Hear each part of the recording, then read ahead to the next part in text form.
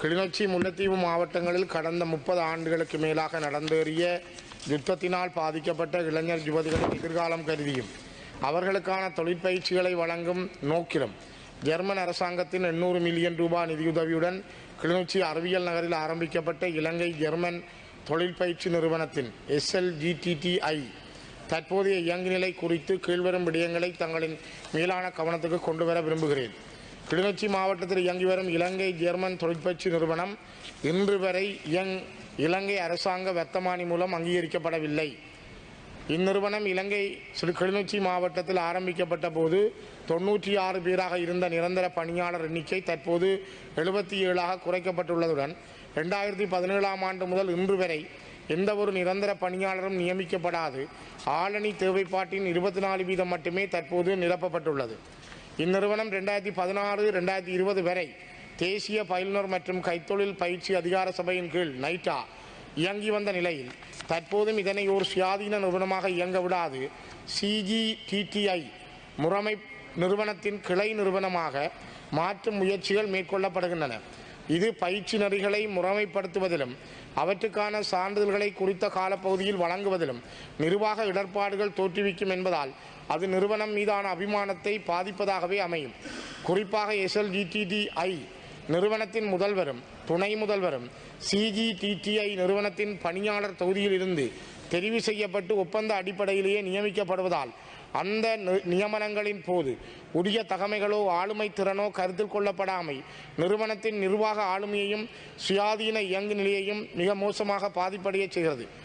கொழும்பு மாவட்டத்தில் இயங்கி வருகின்ற ஜெர்மன் தொழிற்பயிற்சி நிறுவனம் சர்வதேச தரத்திலான பயிற்சி நெறிகளையும் சான்றிதழ்களையும் வழங்குகின்ற உயர்தர நிறுவனமாக உள்ள போதும் போரின் பாதிப்புகளை எதிர்கொண்ட கிளிநொச்சி முல்லைத்தீவு மாவட்ட இளைஞர் யுவதிகளுக்காக ஆரம்பிக்கப்பட்ட இத்தொழிற்பயிற்சி நிறுவனம் பலப்பற்றாக்குறைகளுடனேயே தொடர்ச்சியாக இயங்கி வருகிறது. யாரை இலக்கு வைத்து இந்நிறுவனம் ஜெர்மன் அரசாங்கத்தால் ஆரம்பிக்கப்பட்டதோ அந்த இலக்கு குழு நிராகரிக்கப்பட்டு வேறு பிரதேசங்களை சார்ந்தவர்களே இந்நிறுவனத்தின் மூலம் தொழிற்கல்வியை நுகரக்கூடிய சூழல் உருவாக்கப்பட்டுள்ள அதேவேளை இம்மாவட்டத்தைச் சேர்ந்த மாணவர்களுக்கும் உத்தியோகத்தர்களுக்கும் முன்னுரிமை வழங்கப்படாமையும் இந்நிறுவனத்தின் பின்னடைவுக்கு ஒரு காரணமாகும். 2021ஆம் ஆண்டு ஆரம்பிக்கப்பட்ட மாணவர் விடுதி நிர்மாண பணிகள் உரிய நிதி ஒதுக்கீடின்மையால் இன்றளவும் முழுமைப்படுத்தப்படவில்லை. தற்போது 180 வரையான மாணவர்கள் அந்த விடுதி கட்டடத்திலேயே தங்க வைக்கப்பட்டுள்ள நிலையில் மாணவர்களது பாதுகாப்பை உறுதி செய்ய முடியாத நிலையும் ஏற்பட்டுள்ளது.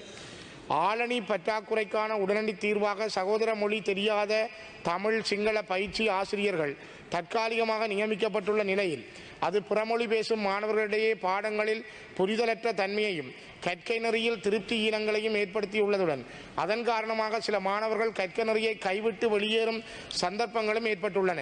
கடந்த 2025-4-29ஆம் தேதி SLGTTI நிறுவனத்தில் நடைபெற்ற புத்தாண்டு நிகழ்வுகளின் போது முறையான மேலாண்மை இன்மையால் ஏற்பட்ட உள்ளக முரண்பாடுகள் இனரீதியான மோதல்களாக மடைமாற்றப்பட்டு CGTTIயில் நியமிக்கப்பட்ட ஆசிரியர் ஒருவரால் தமிழ் மாணவர்கள் மூர்க்கத்தனமாக தாக்கப்பட்டுள்ளனர். மேற்படி விடயங்கள் சார்ந்து தங்களின் உயர்ந்த கரிசனையை கோருவதோடு இந்நிறுவனத்தின் செயல்பாடுகளும் சேவையும் எமது மாவட்டத்துக்கு தேவையாக உள்ள நிலையையும் கிளிநொச்சி முல்லைத்தீவு மாவட்ட இளைஞர் யுவதிகளின் தொழில்திறன் விருத்தியை கருதி இந்நிறுவனத்தில் எத்தனை தமிழ் சிங்கள முஸ்லிம் மாணவர்கள் தற்போது பயிற்சி பெறுகிறார்கள் என்பதையும் அவர்கள் எந்த அடிப்படையில் பயிற்சி நெறிகளுக்கு உள்வாங்கப்படுகிறார்கள் என்பதையும் தற்போது என்னென்ன பயிற்சி நெறிகள் நடைமுறையில் உள்ளன என்பதையும் அமைச்சர் அறிவிப்பாரா? வளத்திலும் தரத்திலும் மிகவும் தாழ்நிலையில் உள்ள கிளிநொச்சி மாவட்ட SLGTI நிறுவனத்தை அங்கீகரிப்பதற்கான அரசாங்க வர்த்தமானி ஏன் இதுவரை வெளியிடப்படவில்லை என்பதை அமைச்சர் சபைக்கு அறிவிப்பாரா? இந்நிறுவனத்தில் நீண்ட காலமாக நிலை வரும் பௌதீக வள மற்றும் ஆளணி பற்றாக்குறைகள் எப்போது நிவர்த்தி செய்யப்படும் என்பதை அமைச்சர் அறிவிப்பாரா? இந்நிறுவனம் உருவாக்கப்பட்ட நோக்கத்தின் அடிப்படையில் தொடர்ந்தும் கிளிநொச்சி மாவட்டத்தில் சுயாதீனமாகவும் தனித்தன்மையோடும் இயங்குவதற்கான அடிப்படை வசதிகள் எப்போது ஏற்படுத்தி கொடுக்கப்படும் என்பதையும் இந்நிறுவனத்தை அங்கீகரிப்பதற்கான அரசாங்க வர்த்தமானி அறிவித்தல் எப்போது வெளியிடப்படும் என்பதையும் அமைச்சர் இந்த உயர்ந்த சபைக்கு அறிவிப்பாரா?